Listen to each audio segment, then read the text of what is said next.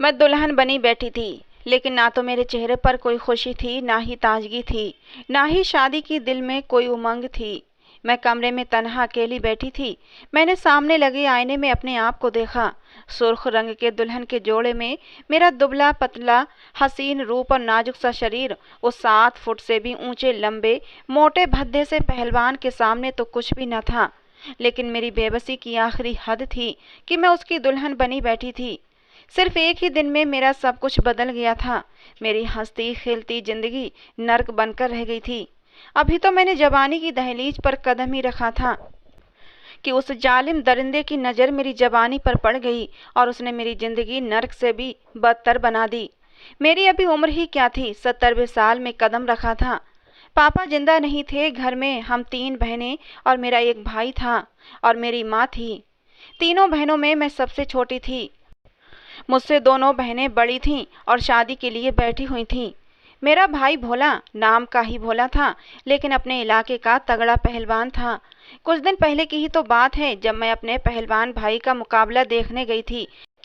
हजारों की भीड़ जमा थी, जहां सब लोग अपने पसंदीदा पहलवानों के नारे लगा रहे थे। मैंने भी अपने भोला भाई के नारे अपनी सहेलियों के साथ लगाना शुरू कर दिए। मैं घर भर में सबसे छोटी थी, इसलिए सबकी लाडली थी, सबसे ज़्यादा अपने भोला भाई की। वो मुझे प्यार से लाडो रानी कहता था। उस वक्त मैं ये कहाँ जानती थी कि ये लाडो रानी किसी पहलवान की हवस भरी नज़रों को भा जाएगी। मेरी ज़िंदगी की कहानी शायद आप लोगों की आंखों को भी नम कर जाए। राजस्थान के भरतपुर जिले में एक ऐसा गांव जिसका नाम सुनते ही यहाँ के पहलवान एक एक करके दिमाग में घूमने लगते हैं। यहाँ लंबे समय से नामी गिरामी पहलवान रहते चले आए हैं। भरतपुर जिले को पहलवानों का शहर भी कहा जाता है। कुश्ती का नाम सुनते ही 2 ही नाम लोगों के दिमाग में आते हैं, एक भोला पहलवान यानी कि मेरा भाई और दूसरा नाम रामा पहलवान, जिसका संबंध पहलवानों के खानदान से था। रामा पहलवान भरतपुर जिले के परमधारा गांव से संबंध रखता था। उसने 18 साल की उम्र में भरतपुर जिले के मशहूर पहलवान को हराकर अपनी जीत की शुरुआत की थी। लंबा ऊंचा कद, गहरी सांवली रंगत और ताकतवर शरीर का मालिक था। रामा पहलवान भरतपुर जिले के सब पहलवानों के दिलों पर राज करता था। उसे बचपन से ही कुश्ती और अखाड़े का बहुत शौक था और वो अखाड़े में जाकर बेकाबू हो जाता था। खुद को अखाड़े की मिट्टी से लथपथ कर लेता। उसका कद 7 फुट 2 इंच ऊंचा और वजन लगभग 98 किलो था। उसने स्टील के बने एक डोल को पकड़ा जिसमें लगभग 2 किलो दूध था। उसे उठाकर मुंह को लगाया और 2 घूंट में ही वो पूरा दूध पी चुका था। फिर उसने डोल को सांड पर फेंका। अपनी बड़ी बड़ी मूंछों पर लगे दूध को हाथ से साफ किया। अपने भरे पूरे शरीर और मोटे पेट पर उस आदमी को वैसे भी बड़ा घमंड था। जो भी उसके सामने आता उसकी बहादुरी और हिम्मत की तारीफ किए बगैर न रहता। यही वजह थी कि जब वो मैदान में आता तो कई पहलवानों के दिल धड़कना भूल जाते थे। रामा पहलवान की बॉडी देखकर ही कमजोर और नए आए पहलवानों की हिम्मत जवाब दे जाती थी। मेरा भाई पिछले कई सालों से उससे मुकाबला कर रहा था और अक्सर मुकाबला टक्कर का ही होता था। रामा पहलवान का पहलवानी और अखाड़े के अलावा एक और बहुत ही खास और निंदनीय शौक था जो उसे दूसरे पहलवानों से अलग बनाता था, और वो शौक था नौजवान लड़कियों से शादी करना। शादी के लिए रामा पहलवान को नौजवान लड़कियां ही पसंद आती थीं, या यूं समझें कि कम उम्र हसीन लड़कियों को देखते ही उसकी राल टपकने लगती थी और जो लड़की उसे पसंद आ जाती उससे हर हाल में शादी करता था। मेरा भाई भोला पहलवान भी पहलवानी में किसी से कम न था। रामा पहलवान अक्सर अपनी टक्कर के पहलवानों को चैलेंज करता था। शहर के कुछ लोग रामा पहलवान के पास आए और भोला पहलवान के साथ मुकाबले की बात रखी और कहने लगे कि ये हम जानते हैं ये मुकाबला हमारा रामा पहलवान ही जीतेगा। अपनी तारीफों से बेखुद होकर रामा पहलवान ने ये ऑफर स्वीकार कर ली और भोला पहलवान को संदेश दे भेजा कि वो दंगल के लिए तैयार रहे, और शहर भर में इस बड़े दंगल का ऐलान भी कर दिया गया। दूसरी तरफ भोला भाई पैगाम सुनते ही खुद को दंगल के लिए तैयार करने लगा। यूं रामा पहलवान और भोला पहलवान का दंगल तय हो गया था। ये मुकाबला 2 दिन का था। इस मुकाबले का बड़ा अजीब सा दस्तूर था, और वो ये कि जीतने वाला पैसे नहीं मांगता, बल्कि जीतने वाला अपनी कोई भी शर्त पूरी करवा सकता था। दंगल के पोस्टर पूरे शहर में लगवा दिए गए थे। दंगल के टिकट हाथों हाथ बिक गए थे। दंगल की खबर दूर दूर तक फैल गई थी। सब लोग ही मुकाबला देखने को बेताब थे। अखाड़े आबाद होने लगे, बादामों की बोरियां खुलने लगीं। दोनों पहलवान दंगल की तैयारी में बिजी हो गए। दोनों ही शहर के नामी गिरामी पहलवान थे। एक बहुत ही खास अखाड़े में दोनों के दंगल का शाही इंतजाम किया गया था। इस दंगल को देखने के लिए दूर दूर से कुश्ती के शौकीन लोग जमा हो रहे थे। मैं भी अपनी सहेलियों के साथ सवेरे ही सवेरे पहुंच गई थी, क्योंकि मुझे अगली सीट पर बैठकर मुकाबला देखना था। लड़कियों और औरतों के बैठने का भी अलग से इंतजाम किया गया था। मैं तो समझी थी कि मैं सबसे पहले वहां पहुंचूंगी, लेकिन वहां तो औरतों की भीड़ जमा थी। इससे पहले कि औरतों की भीड़ में मैं घुसती, तेजी से चलने की वजह से मैं किसी भारी भरकम शरीर से बड़ी जोर से टकराई थी। मुझे तो ऐसा लगा कि किसी खंबे से मेरा सर टकरा गया हो। मेरा पूरा सर ही तो घूम के रह गया था। कुछ पल तो मुझे लगा कि मेरी आंखों के सामने तारे से घूम गए हैं। जब कुछ होश ठिकाने हुए तो मैंने सामने देखा, एक बिना कमीज की एक सांवला मोटा भद्दा शरीर था। मैं घबराकर पीछे हटी तो सामने रामा पहलवान को देखकर घबरा सी गई थी। उसकी नजरें मुझ पर ही जमी हुई थीं। उसने मुझे सर से पैर तक बड़े गौर से देखा था। उसकी नजरों में ना जाने कैसी तेजी थी कि मुझे कांपने पर मजबूर कर दिया था। मैं सकपका कर रह गई थी और जल्दी से अपना रास्ता बदलना चाहा, लेकिन वो मेरे सामने खड़ा होकर कमीनगी से हंसी हंसते हुए अपने मूंछों को ताव देते हुए मुझसे पूछने लगा, तू भोला पहलवान की बहन है? मैंने हाँ में सिर हिला दिया तो वो हंसने लगा। कहने लगा, बड़ी गोरी चिट्टी और बहुत ही सोहनी है। उसकी बात सुनकर मैंने नफरत से उसे देखा। उसकी नज़रों में अजीब सी तेजी थी। मैंने कहा, रास्ता छोड़ो, मैंने सबसे आगे जाना है, वरना मुझे जगह नहीं मिलेगी। मेरे कहने का अंदाज थोड़ा सख्त था, लेकिन फिर भी वो हंसने लगा। कहने लगा कि अगर तुम कहो तो मैं तुम्हारे लिए एक स्पेशल कुर्सी रखवा दूं। मुझे उसका ये दिल फेंक अंदाज बहुत ही बुरा सा लगा था। मैं उसे घूरती हुई वहां से चली गई और अपनी सहेलियों के साथ बैठ गई। वो भी हंसता हुआ चला गया। कुश्ती शुरू होने से पहले दोनों पहलवानों में ये तय पाया गया कि जो जीतेगा वो हारने वाले से अपनी बात मनवाएगा और हारने वाले को हर हाल में जीतने वाले की शर्त माननी होगी। दोनों पहलवानों ने शर्त को स्वीकार किया और 5 बजे के करीब दोनों पहलवान लगोट कसकर अखाड़े में उतर आए। रामा पहलवान शरीर में भोला भाई से काफी भारी भरकम था। कुश्ती शुरू होते ही रामा और भोला गुत्थम गुत्था हो गए। भोला पहलवान के पहले हमले से रामा पहलवान बौखला गया और दूर जाकर गिरा। रामा पहलवान को हर हाल में ये मुकाबला जीतना था। रामा को हारता देखकर भोला पहलवान अब खूब जोश में आ गया। भोला पहलवान पहले ही हमले में अपनी हिम्मत दिखा चुका था। रामा को ये दाग रुसवाई का धोने के लिए हर हाल में ये मैदान मानना था। रामा जल्दबाजी में कोई गलत कदम नहीं उठाना चाहता था। कुश्ती के कुछ देर बाद भोला पहलवान का पड़ा भारी होने लगा। 40 मिनट की लगातार कशमकश के बाद भोला पहलवान ने रामा पहलवान को हरा दिया। रामा पहलवान अपनी हार पर बहुत ही दुखी था। रामा पहलवान के चाहने वाले उसे तसल्लियां देने लगे। कहने लगे, दिल छोटा मत करो, तुम हमारे पहलवान रहोगे और अभी तो एक दिन की कुश्ती और रहती है, देखना तुम ही जीतोगे। रामा पहलवान ने अपनी हार का दाग धोने के लिए अगले ही दिन अखाड़े में बोरिया बिस्तर डाल दिया था। वो अब तक कितने ही पहलवानों को पछाड़ चुका था। आज रामा पहलवान खूब जोश में था, इसलिए दूसरा मुकाबला वो जीत गया। दोनों के बीच मुकाबला टाई हो चुका था, इसलिए अगले ही दिन आखिरी मुकाबला था। आज कुश्ती का फैसला हो जाना था और रामा पहलवान को अपनी नाक नहीं कटवानी थी। दंगल का समय शुरू होने वाला था। एक एक करके सब लोग जमा होने लगे। भोला भाई भी अखाड़े में उतर चुका था। दोनों एक दूसरे के सामने डटकर खड़े थे। कुश्ती की शुरुआत हुई। दोनों में तेज मुकाबला होने लगा। ये दंगल हर गुजरते पल के साथ और भी खतरनाक और दिलचस्प होता जा रहा था। दंगल के तीसरे और आखिरी चरण में रामा पहलवान भोला पहलवान की गर्दन दबा चुका था। भोला पहलवान की गर्दन में तेज दर्द उठा और वो खेलने के काबिल नहीं बचा था। आखिर रामा पहलवान ये दंगल जीत गया था। भीड़ में हर तरफ खुशी का समा था। रामा पहलवान गर्व से फूले नहीं समा रहा था। मेरा दिल तो टूट के रह गया था। मेरा जी बिल्कुल नहीं चाह रहा था कि अपने भाई को रामा पहलवान के सामने झुकते देखूं। खेल की शर्त के मुताबिक हारने वाले को जीतने वाले की बताई हुई बात माननी थी। दोनों पहलवान एक दूसरे के सामने आए। भोला भाई हार की वजह से नजर नहीं मिला पा रहा था। रामा ने पूरी भीड़ को मुखातिब करते हुए कहा, जैसा कि शर्त के मुताबिक मैं भोले से कोई एक बात मनवा सकता हूँ। ये तो आप लोग जानते ही हैं कि मेरे तो 2 ही शौक हैं, पहलवानी करना और कम उम्र लड़कियों से शादी करना।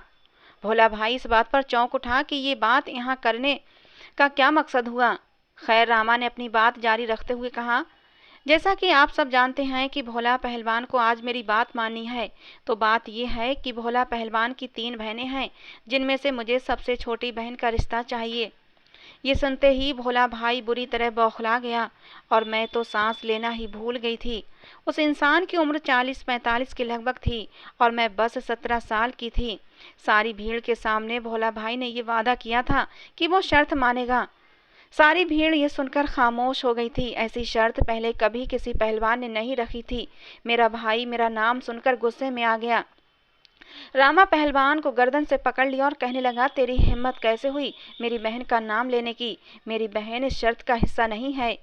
रामा ने एक झटके से भोला भाई से अपने आप को छुड़ाया और कहने लगा, जब शर्त पूरी नहीं कर सकते थे तो फिर शर्त लगाने की क्या जरूरत थी मुझसे मुकाबला करने की? आज तक तो जो शर्त रखी जाए सामने वाला वो शर्त मानने का पाबंद होता है। अगर ये जीत जाता और मुझसे मेरी बहन का रिश्ता मांगता तो मैं भी इसे कभी इनकार न करता, क्योंकि मुझे अपनी जबान की लाज रखनी आती है।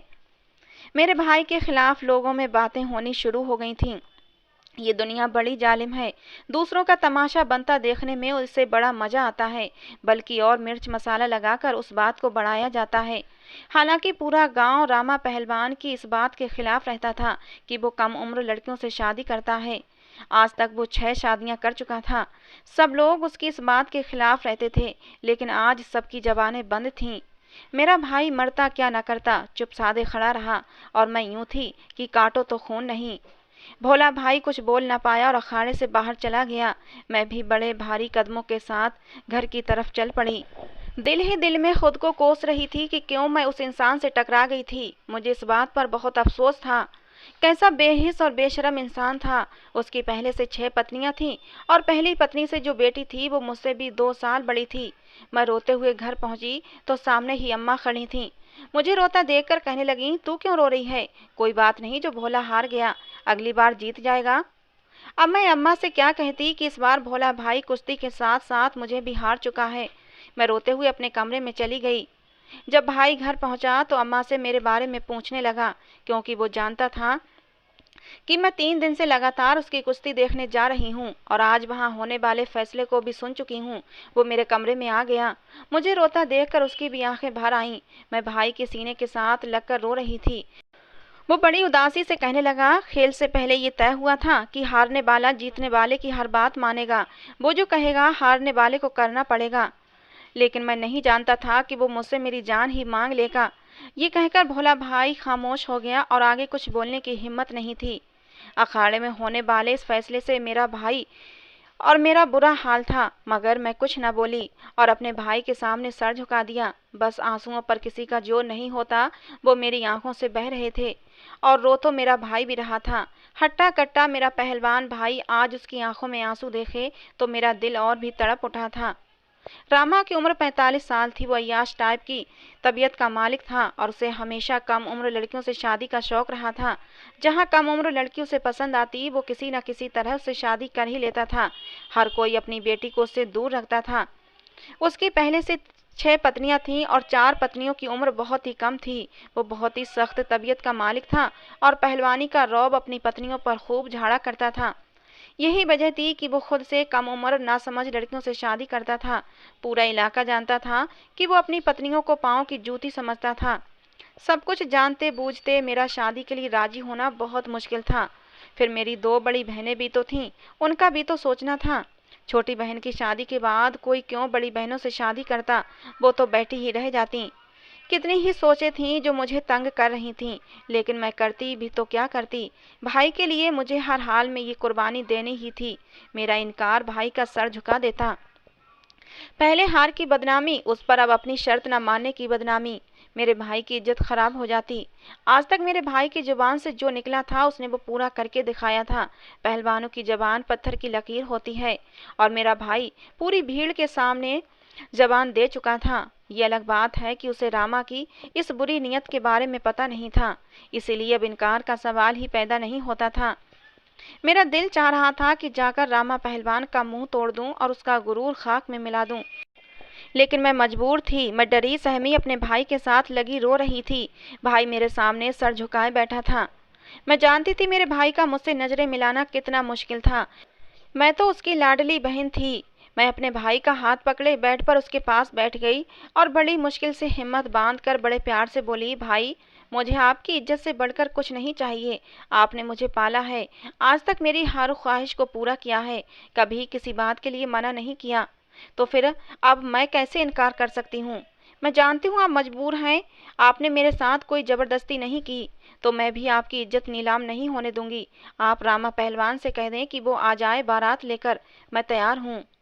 इतना कहकर मैं उठी और कमरे से बाहर चली गई। सारी रात रोते हुए गुजरी। सोच सोच कर मेरा बुरा हाल था। मैं तो कभी सोच भी नहीं सकती थी कि मैं रामा पहलवान जैसे मोटे भद्दे और इतने घटिया गिरे हुए इंसान के साथ शादी करूंगी, जिसे औरत जात की कोई कदर ही नहीं थी। वो कैसे किसी की जिंदगी का फैसला कर सकता है? मेरा बस चलता तो उसकी अकल ठिकाने लगा देती, मगर मैं कर भी क्या सकती थी? अभी तो मैं और भी पढ़ना चाहती थी, और फिर शादी को लेकर भी कितने सपने देख रखे थे। और मेरी बड़ी बहन, उनका क्या दोष था? उन्हें किस बात की सजा दी जा रही थी? मैं यही सब सोच सोच कर पागल हो रही थी। इन्हीं ख्यालों में कब नींद आई और कब मेरी आंख लग गई, पता ही ना चला। सुबह का सूरज मेरे लिए किसी आजमाइश से कम नहीं था। सोकर उठी तो बहन ने बताया, आज शाम को तुम्हारी शादी है और उसके तुरंत बाद विदाई भी है। मेरी किस्मत डूबने वाली है ये तो मैं जानती थी, मगर इतनी जल्दी डूब जाएगी इसका अंदाजा न था। खैर, मरना तो था ही, फिर क्या जल्दी और क्या देर। मैं बिस्तर से उठी, कमरे से बाहर जाकर हाथ मुंह धोया। आज नाश्ते के बजाय मेरा दिल चाह रहा था कि कोई मुझे जहर खिला दे। नाश्ता करके मैं अभी फ्री हुई थी कि दरवाजे पर दस्तक हुई। दरवाजा खुला तो सामने कुछ लोग सामान लिए खड़े थे। उन्हें शायद रामा पहलवान ने ही भेजा था। मेरे लिए ढेर सारे कपड़े, सुर्ख जोड़ा, जूते, मेकअप का कुछ सामान था। मैंने बड़ी बददिली से वो सब सामान देखा और अंदर आ गई। मेरी बहनें भी उदासी से वो सारा सामान लिए मेरे कमरे में आईं और सामने पड़ी चारपाई पर सारा सामान फेंक दिया और रोने लगीं। कहने लगीं, इस बेगैरत को जरा भी शर्म न आई तेरा नाम लेते हुए? काश कि उसकी बेटी की शादी भी उस जैसे दरिंदे इंसान से हो। मैंने कोई जवाब न दिया और नहाने चली गई। नहाकर जैसे ही वापस आई, सामने मेरा भाई खड़ा था। वो बहुत शर्मिंदा था, मुझसे नज़र तक नहीं मिला पा रहा था। मैं भाई के पास आकर बोली, आप शर्मिंदा ना हो, मैं आपका सर कभी भी झुकने नहीं दूंगी। उस रामा पहलवान को अपनी पहलवानी पर बहुत नाज है ना, बड़े गर्व से कम उम्र लड़कियों की जिंदगी बर्बाद करता है ना। देखना, एक दिन ऊपर वाला उसका ये गरूर खाक में मिला देगा। वो किसी की जिंदगी का फैसला यूं नहीं कर सकता।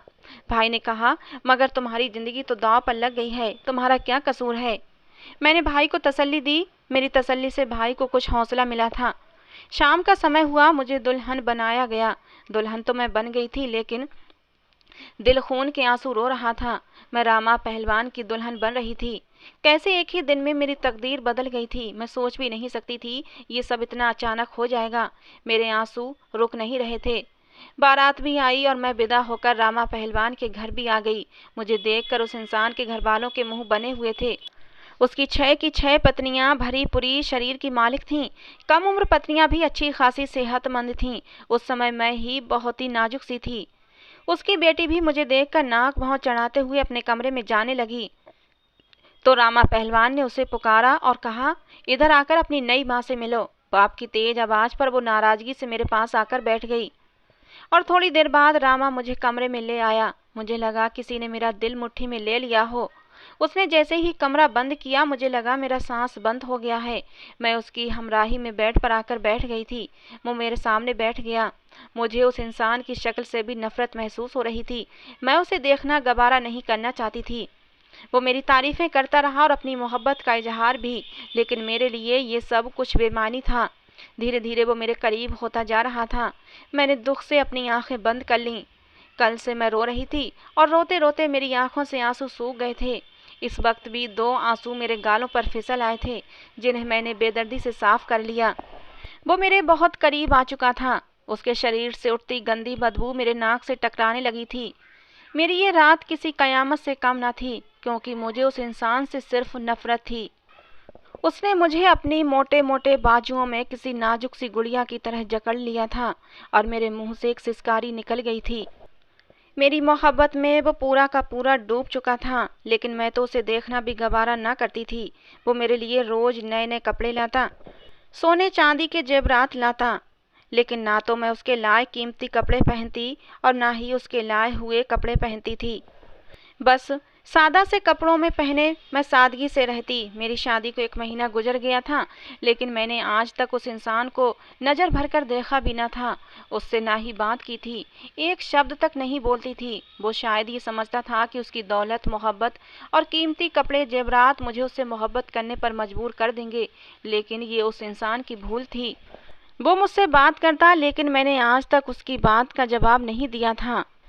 मैं चुपचाप उसके सारे काम कर दिया करती थी, लेकिन उससे बात नहीं करती थी। उसको एक नज़र उठाकर मैं देखती भी नहीं थी। वो 45 साल का हट्टा-कट्टा पहलवान मर्द मेरे मुंह से अपनी तारीफ सुनना चाहता था, मेरी आंखों में अपने आप को देखना चाहता था, मेरे मुंह से अपने लिए मोहब्बत का इजहार चाहता था, लेकिन मेरी चुप ने उसे दुखी करके रख दिया था। जिस कदर मोहब्बत का इजहार औरत सुनने के इंतजार में होती है, उतना ही मर्द भी होता है।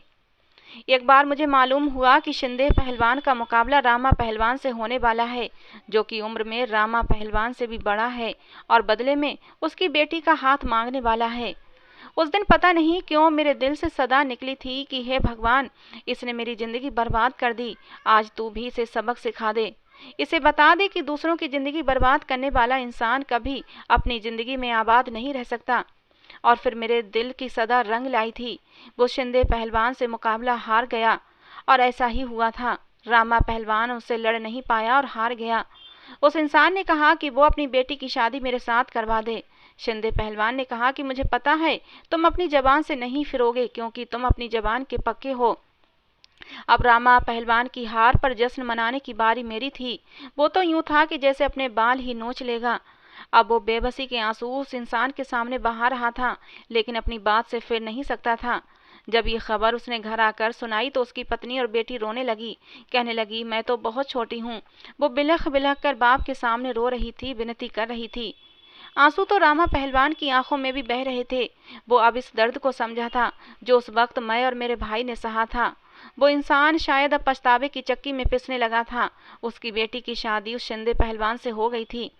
उस पहलवान की बेटी की विदाई के समय वो बहुत रो रही थी और उसकी बेटी को रोता देखकर मेरा दिल जैसे किसी ने मुट्ठी में दबोच लिया था। यही सब कुछ तो मेरे ऊपर बीता था। आज की रात रामा पहलवान की बेटी भी वही सब कुछ सहेगी जो शादी की रात मैंने सहा था, जिस दर्द से मैं गुजरी थी, जो तकलीफ मेरे ऊपर बीती थी। मुझसे ये मंजर देखा नहीं गया और मैं वहां से हट गई।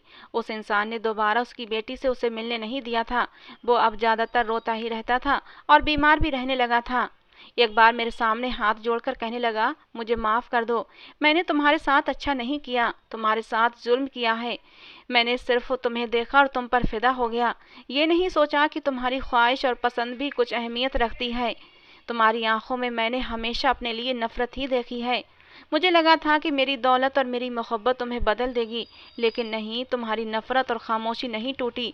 और ऐसी औरत के साथ जिंदगी गुजारना बहुत मुश्किल है जो आपको बदले में मोहब्बत ही ना दे। मैं एक तकलीफ भरी जिंदगी जी रहा हूँ। तुम्हारे आंसुओं ने मुझे कहीं का ना छोड़ा। मेरी बेटी को तुम्हारी आह लग गई है, मुझे माफ कर दो। ये कहकर उसने तलाक के पेपर मेरे सामने रख दिए। कहने लगा, मैंने इन पर साइन कर दिए हैं, तुम भी इन पर साइन कर दो और आज़ाद हो जाओ। मैं तुम्हें अब और कैद करके नहीं रखना चाहता। जितना तुम मेरे साथ इस कैद में रहोगी और तड़पोगी, तुम्हारी आह मुझे उतनी ही लगेगी। तलाक के पेपर्स पर साइन करते हुए मुझे ऐसा लग रहा था जैसे मैं किसी जालिम दरिंदे की कैद से छूटकर जा रही हूँ। मैं आज़ाद हो चुकी थी और वापस अपने घर, अपनी बहनों और भाई के पास आ चुकी थी।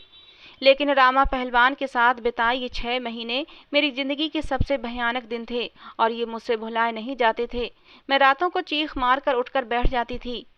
मेरी हालत को देखते हुए मेरे भाई ने मुझे आगे पढ़ने के लिए शहर भेज दिया और शहर आकर मेरा दिल लग गया था और मैं अपने अतीत को भूलने लगी हूँ। काश मेरी जिंदगी में ऐसा जीवन साथी आए जो मेरी रूह पर लगे इन घावों पर मरहम का काम कर सके। दोस्तों, आपको क्या लगता है, क्या मेरी किस्मत में ऐसा जीवन साथी लिखा है या नहीं? इंसान किसी मजलूम पर जुल्म करने से पहले ये क्यों नहीं सोचता कि जिस दिन ऐसी ही तकलीफ उसे भी सहनी पड़ेगी तो क्या होगा? तो दोस्तों, ये थी आज की हमारी कहानी। आपको कैसी लगी जरूर बताना। पसंद आई हो तो प्लीज़ लाइक करना। रोज एक नई कहानी सुनने के लिए हमारे चैनल को सब्सक्राइब करना। कहानी को अंत तक सुनने के लिए आप लोगों का बहुत बहुत धन्यवाद। दोस्तों, मिलते हैं अगली किसी नई कहानी के साथ।